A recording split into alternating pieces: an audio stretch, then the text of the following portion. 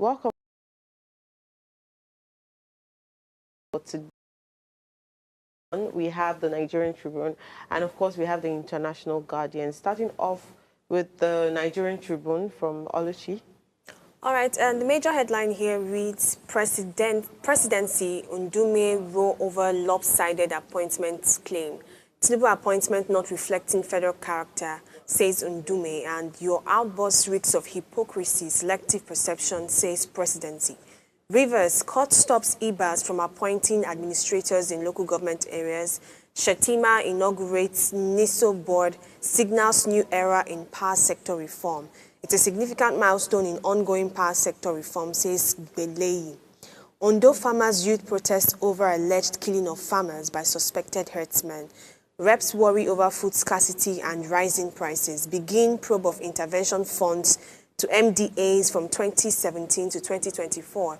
We begin serialization of Ayo Adebanjo's book, telling it as it is on page 17.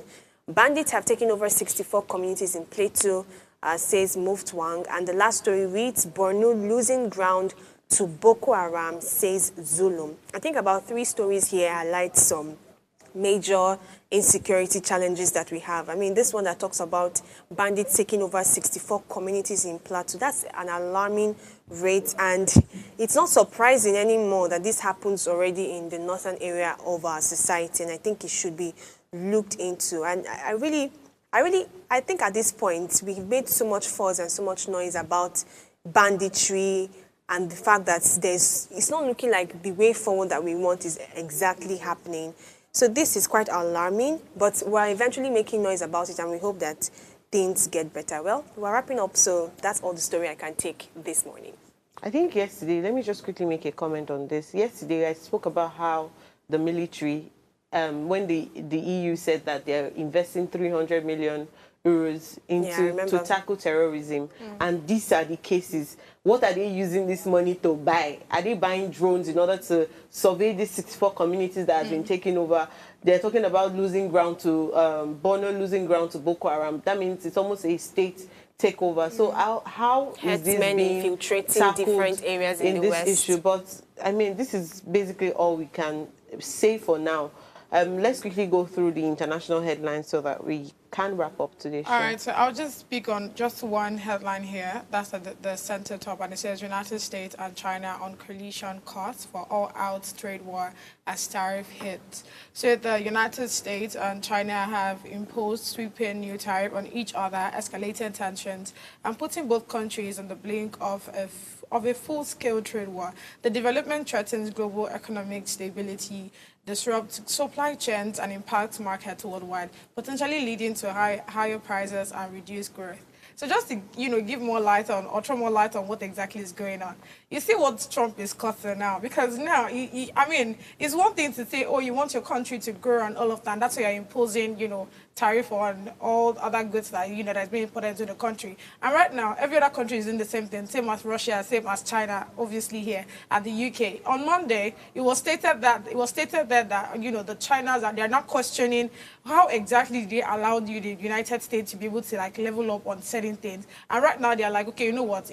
I mean, we already know how dollar is being used almost in all the country of the world and all of that. And now they're already speaking on that. They're challenging it that, you know what, we have to start speaking up for ourselves. We want our own currency to also be used just like, the likes of dollars and all. So if they can have that kind of conversation, you should know that right now, the dominance that the United States have before in the economic power and all of that is a bit shaky right now. And again, I feel like Trump just brought this one on himself because I mean, everybody did where they did before. It just felt like, no, they're cheating United States. And you said last week that this is going to be a doomy. Because honestly speaking, the way it's looking like, on one day we have the UK that the Prime Minister complained about it. And on the news today, China is already giving them back. So just as they are, imposing their own tariff on China's goods, same as, the China too, they're imposing on United States goods. So it's doomy, do you man no go verse, really. And I don't see how this is supposed to help anybody. Because again, taking it back to the reason why we've been having this conversation, the president of the United States, that's Donald Trump, he felt like it was important to impose certain things because you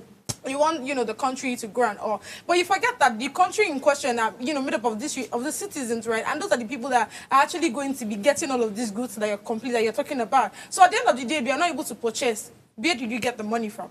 How does it somehow impact on the society? Of course, it's going to impact negatively. And not that every other country now, they don't do shine your eyes and they're already imposing on all the goods, from America as well. It's not looking funny and it's not even favoring anybody right now. How I see this story? I see that eventually what Donald Trump is doing, what seems like dominance, is already making other nations wake up. So it's still all thanks to Trump. I wanted to quickly say that I hope Nigeria will use this opportunity to strengthen the Naira. And at some point do something that brings innovation to Nigeria. Start with the fuel. Yes, Abi, do something about. But because we're out of time, I'll quickly relate our topic for today from what the Daily Sun picked from their headlines. It said federal government laments mass migration of medical doctors abroad, puts number of doctors who have relocated overseas at 16,000. I cannot imagine 1,000 people just even gathering, not talk about 16,000.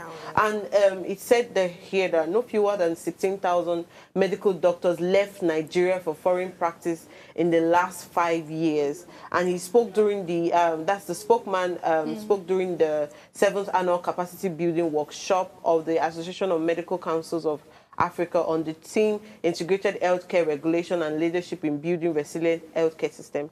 I believe that this is all English. I hope that we can confront the issues of having talented healthcare professionals leaving to work in other countries, and issues like maternal and newborn deaths can be eradicated, at least to maybe 1%, maybe 0%. I don't like people dying, so let's eradicate it. And that's all we have on today's newspaper. Thank you for joining this important and critical conversation. I hope you enjoyed it and also learned something from it.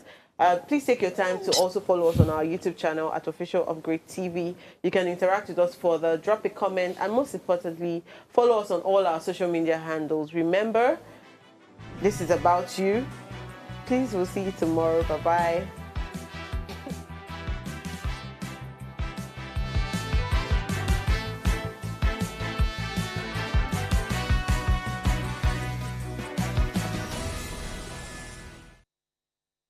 Hello, you. Yes, you. This is Usayome Sale from Ways Primetime. Now, we appreciate your continued support for watching our content, following us across all our social media. But we've noticed, for those of you watching us on YouTube, 88.5% of you who watch our content aren't subscribed to our channel. Why? Now, if you are enjoying our content, you enjoy our shows, and you want to stay updated on all things Ways, it's time to hit that subscribe button below. Now, subscribing isn't just for you. It's for the growth of our channel. It helps us get bigger and better. With your support, we can continue to bring even more intriguing and exciting content. How about you subscribing right now and being a part of our community?